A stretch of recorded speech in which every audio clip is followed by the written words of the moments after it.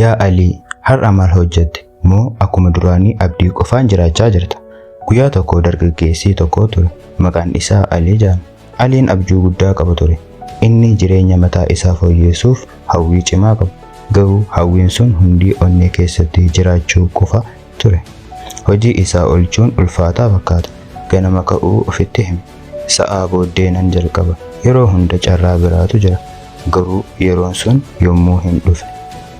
Guyyaa darbee torbaan dabaree ji'oonni dabran. Aliin garuu iddoo durii sanatti jira. Jijjiirama hin qabu. Guyyaa tokko inni of ilaalee wanti inni hawwe tokko illee hojii irra ooluu dhabuun isaa gaddisiise. Akkana jechuudhaan of gaafate. Yaa Alii, har'a maal hojjette? Yeroo hunda yaadda. Garuu hojiin maali? Jechuudhaan of gaafate. Asirratti dhugaan isaa isa rukute. Isatti dhagahame. Namni abdii qabaatus hojii malee gara fuulduraa deemuu hin danda'u jedhee hubate. Guyyaa sana Aliin murtee guddaa fudhate. Murtee xiqqoo fakkaata. Ta'us jireenya isaa jijjiiruuf kan isa jalqabsiisedha.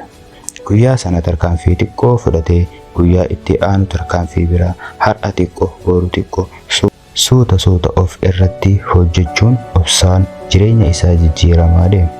Ji'oota booda Aliin nama jijjiirama ta'ee nama hojii isaa duubatti nama abdii fi gocha walitti hidhe nama yoon danda'e jedhu gara nama nan hojjedhaatti jijjiirame.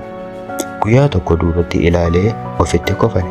Rakkoon koo carraa dhabuu miti, carraa isaatti hojjechuu dhabuu ture. Ati immoo har'a dhagahi. Yaa Alii koo, har'a maal hojjette? Yoo tarkaanfii hin fudhanne abjuun si eeguu hin jiru. Abdii qofaan hin jiraatin, gocha jalqabi. Milkaa'inni yaadaa miti, hojiidha.